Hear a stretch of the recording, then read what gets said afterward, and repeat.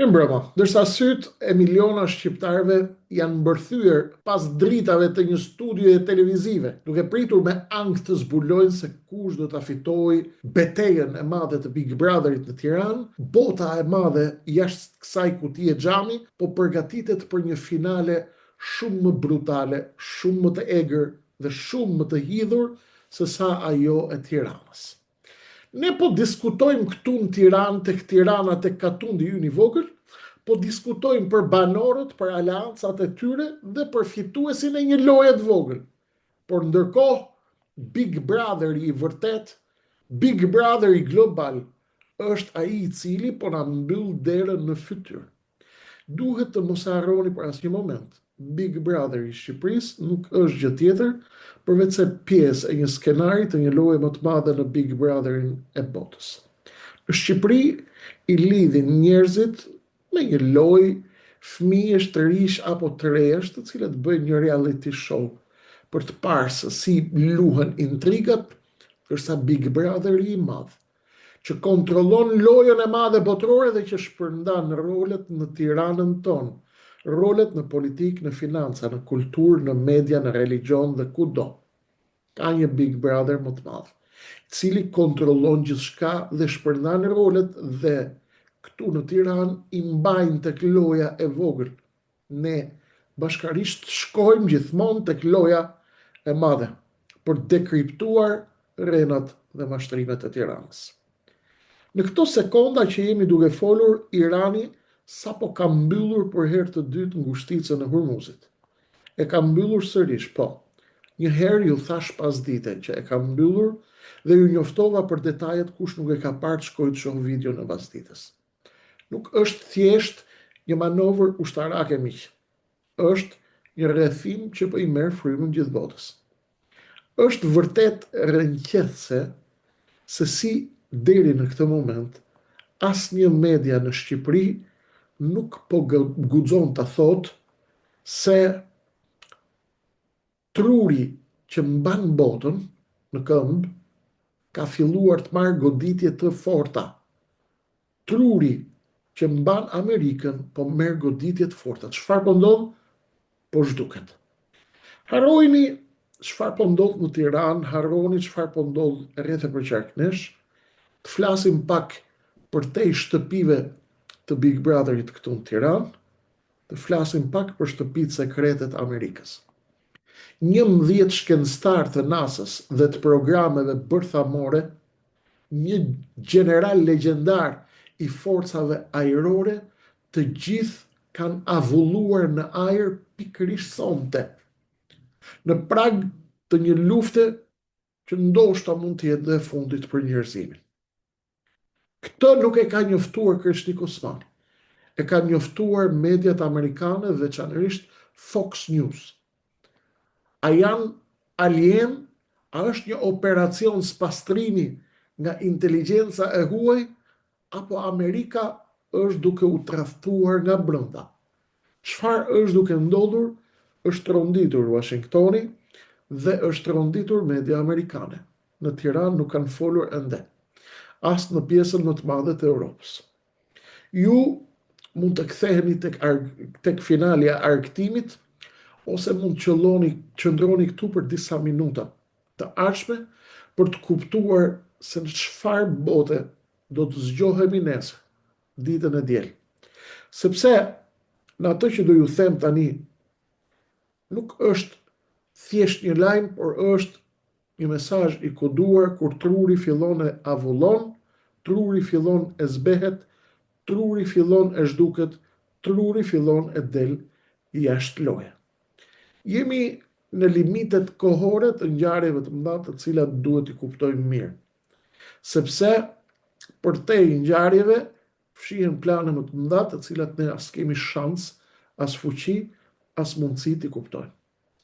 Kjo që po ju shpjegoj miq, nuk është skenar i një filmi thriller, as i një filmi me fantazma dhe me vampir.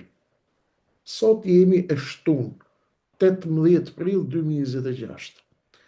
Ndërsa një pjesë e botës është duke fjetur, ekuilibri global apo ekuilibrat e fuqisë botërore kanë nisur të shkërmoqen në heshtje. Për herë të dytë, brenda pak orësh, Irani mbyll sërish ngushticën e Hormuzit. Një lojë hap e mbyll syt me jetën e ekonomisë botërore. Ti harrojmë për një moment çmimet e naftës, ti harrojmë negociatat e tjera të ditës hanë. Ajo që po ndodh brenda kufive të Amerikës është shumë më rënqese. Ndërsa sytë tanë janë të gjithë tek ngushtica e Hormuzit dhe tek lindja e mesme, në shtëpinë e më të fuqishmit të botës po ndodh një spastrim. 11 shkencëtar të nivelit më të lartë, një general legjendar i forcave ajrore, janë zhdukur, nuk janë më. Janë larguar, kanë avulluar pa lënë gjurmë dhe sinjal. Nga programet bërthamore të teknologjia antigravitet e NASA-s, do të gërmojnë pak në një territor ku media shqiptare dhe ajo botërore kanë vendosur të heshtin. Pse po zhduket truri i ushtrisë amerikane pikërisht tani? A është inteligjenca e huaj apo është diçka që lidhet me projekte apo me ngjarje jashtëtoksore? Unë kam qenë gjithmonë skeptik i teorive, por prit të shohim pak çfarë po ndodh. Ngushtica e Hormuzit dhe ajo që po ndodh në lindjen e mesme është diçka e madhe. Por ngushtica e Hormuzit nuk është thjesht rrugë ujore, ju duhet ta dini. Është aorta e botës. Irani po luan fort. Financial Times thotë se Teherani nuk po paralajmëron më, ai po bëhet gati të hap zjarr ndaj çdo anije që ndjek urdhrat e Washingtonit. Donald Trump, i cili kohët e fundit po përdorte një ton prej kadifeje, u godit në fytyrë sepse Irani nuk pranon paqe sërish. Irani kërkon luftë toksore. Çfarë po ndodh? Mes kësaj dhe asaj që ndodh në Amerikë të lidhim pak. Para se të hyjmë në errësirën e zhdukjeve dhe të avullimit, ndaloni për një moment. Ky tension kërkon qetësi, ashtu si unë, 2 vite më parë kur kisha frikë për pamjen time, për hapat që duhet ndërmerja, kur shihja veten pasqyrë dhe besoja se nuk isha i gatshëm të flas me siguri për atë që pritej të ndodh.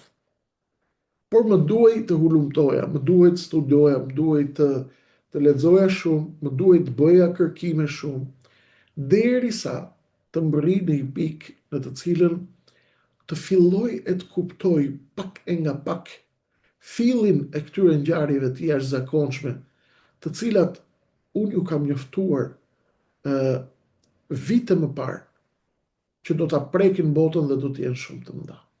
Do të prekin botën dhe më pas do të vinë këtu në Shqipëri. Të shkojmë në Amerikë tek gurët e shahut dhe tek lista e të vdekurve apo të avulluarve. Flasim pak për emrat.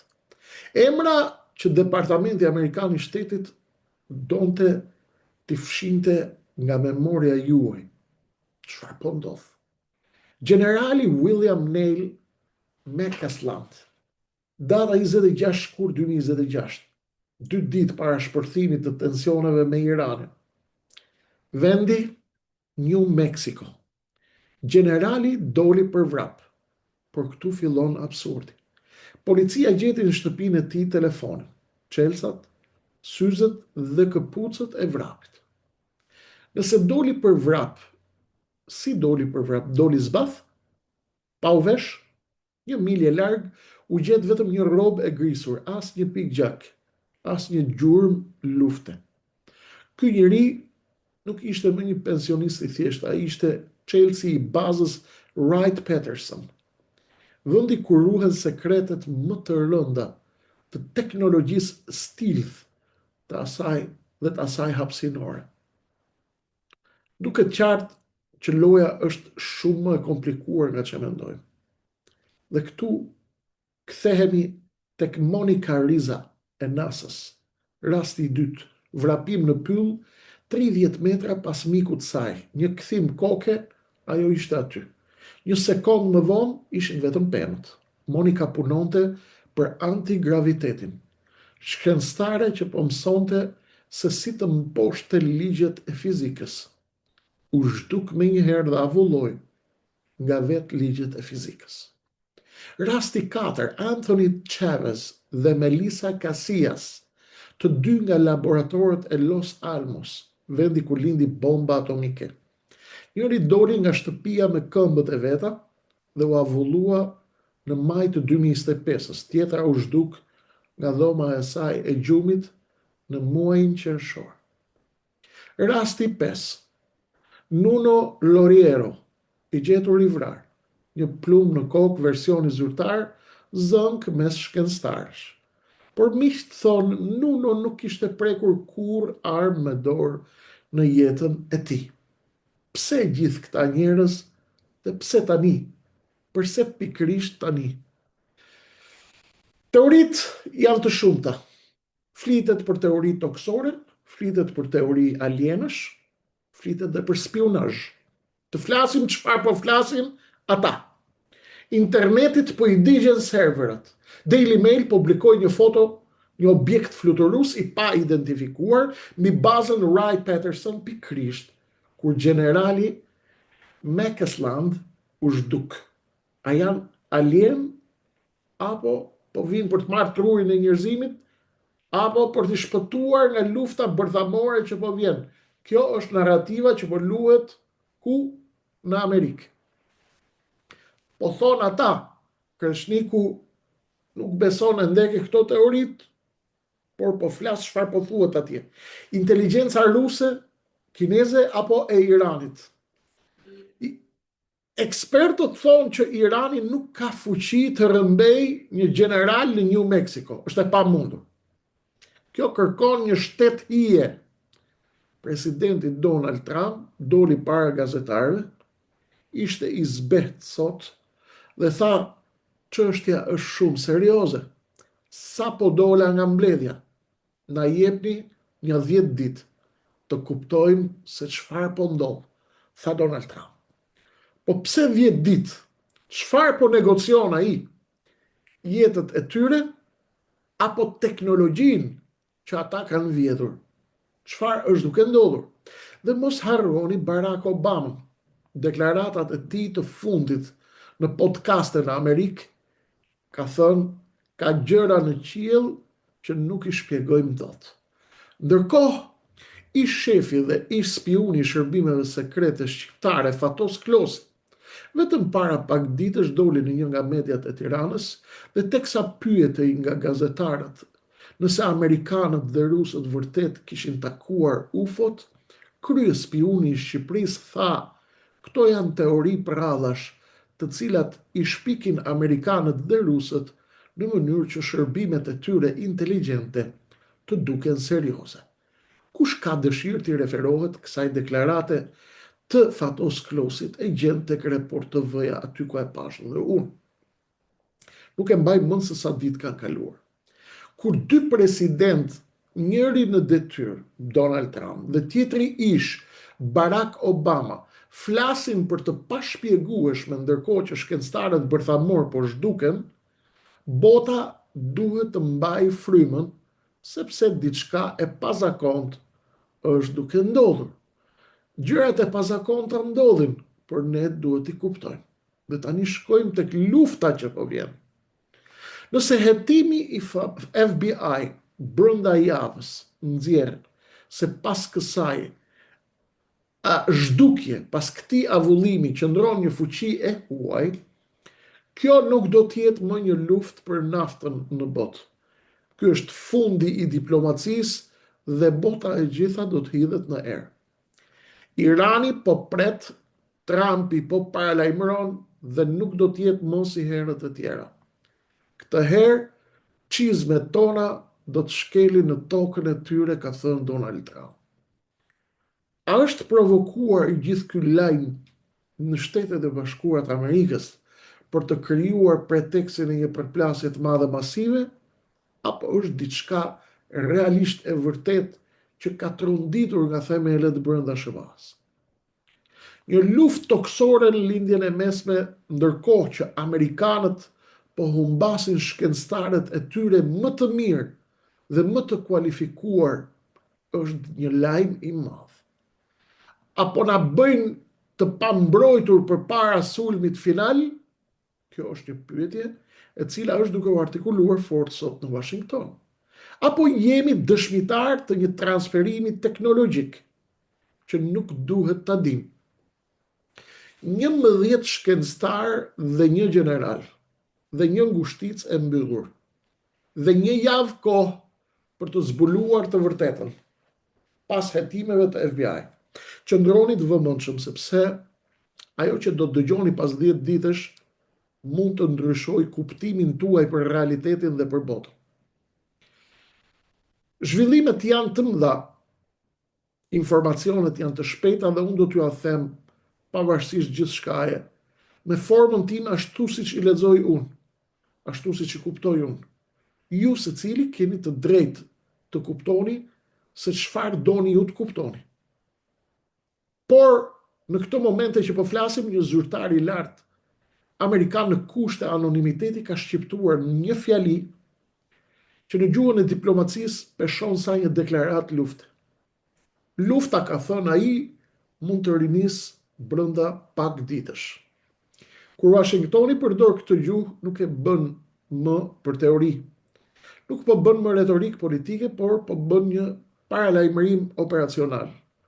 Po i tregon botës se makineria ushtarake amerikane është vënë në lëvizje. Çfarë po ndodh realisht prapa dyerve të mbyllura është pyetja që secili prej jush e bën në këtë moment. Fakti i parë i pakontestueshëm është armpushimi është në prag të skadimit. Fakti i dytë i pakontestueshëm është tryeza e negociatave tashmë në këtë moment është bosh. Takime të reja nuk ka, bisedimet me Iranin janë ngrirë dhe janë në një pikë të vdekur, një lloj si deti i vdekur. Në mesin e këtij boshllëku diplomatik, por i kthehet fjala më e rrezikshme e shekullit të 21, eskalimi apo përshkallëzimi. Dhe këtu kemi një tryezë të madhe të krizës në shtëpinë e bardhë, atje në Washington, atje ku du të merren vendimet për ngjarjet më të rëndësishme të planetit në orët, ditët dhe në javët në vijim. Ajo që po ndodh është më e madhe se Irani, ju e kupton. Burime konfidenciale konfirmojnë se presidenti Donald Trump ka thirrur një mbledhje urgjente në shtëpinë e bardhë. Ky nuk është një takim konsultativ. Nuk është një rutinë e administratës. Është një tryezë krize, ku janë ulur emrat më të fuqishëm të aparatit sigurisë kombëtare amerikane. Dhe kur ata mblidhen bashkë, diçka e madhe është duke ndodhur. Në atë dhomë sonte, teksa shqiptarët shohin Big Brotherin, janë ulur zvendës presidenti amerikan, po flasim, sekretari i shtetit Rubio, sekretari i mbrojtjes apo i luftës Pete Hegseth, është ulur gjithashtu drejtori i CIA dhe përfaqësuesit më të lartë të Pentagonit janë në këtë moment. Po diskutojnë vendimet e mëdha të ardhshme dhe zhdukjen dhe avullimin e 11 shkencëtar. Kur gjithë këta njerëz mblidhen në një dhomë, në një orar jo të zakonshëm në fundjavë, pyetja nuk është më nëse do të ketë një reagim ushtarak në Amerika. Pyetja që shtrohet në urgjencë është kur do të ndodh dhe si do të ndodh. Agenda është e qartë. Tensioni është i prekshëm dhe bota po është në pritje të vendimit të Washingtonit. A do të marrim vendime të cilat do t'i marrim vesh me njëherë, apo do të i tregojnë në terren?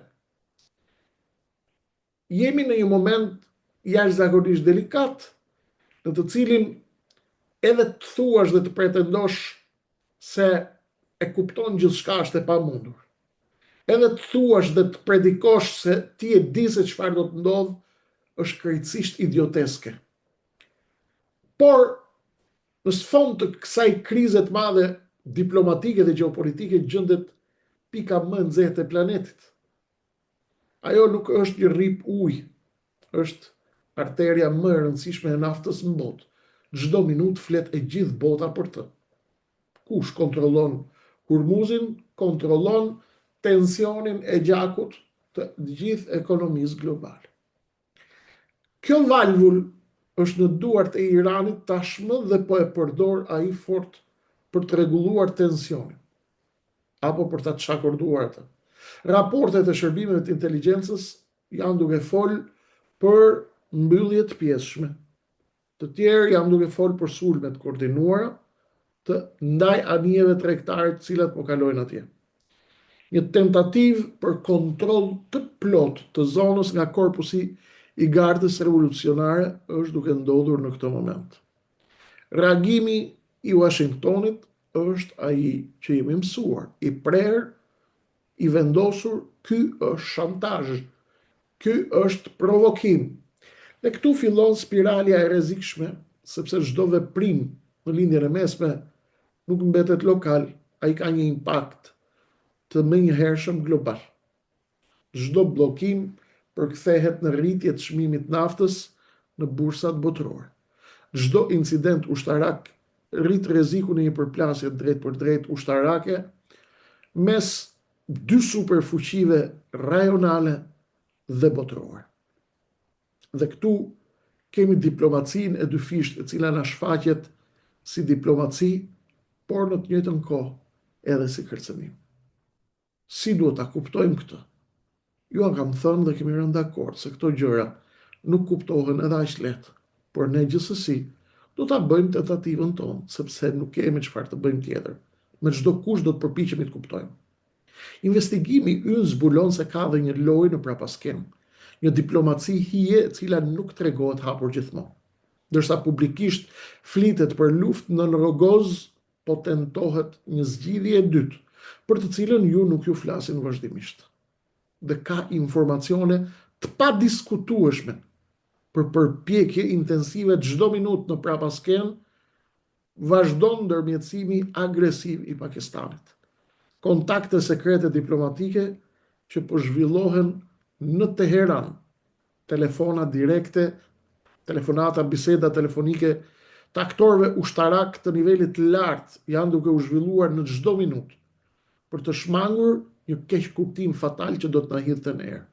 Pra, jemi dëshmitar të një strategjie dyfisht. S'duhet ta harrojmë diplomacisë së fundit dhe kërcënimit ushtarak, të cilat ecin vazhdimisht paralelisht me njëra tjetrën. Donald Trump nga ana tjetër nuk po lë hapësirë për interpretime të gabuara. Deklarata e tij është një ultimatum i qartë.